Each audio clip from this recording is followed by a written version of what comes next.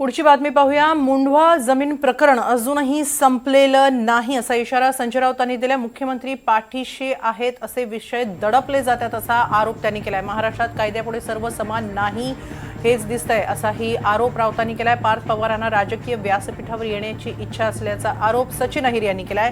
समाजकारण करण्याची पार्थ पवारांची अपेक्षा पूर्ण होईल असा टोलाही त्यांनी लगावलाय।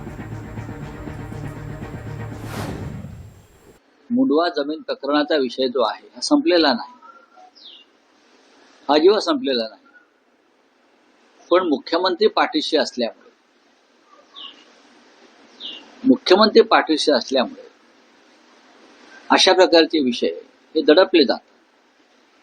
विरोधकांचे नेते किंवा विरोधकांच्या नेत्यांची मुलं असतील तर कदाचित हा विषय अधिक पुढे गेला असता।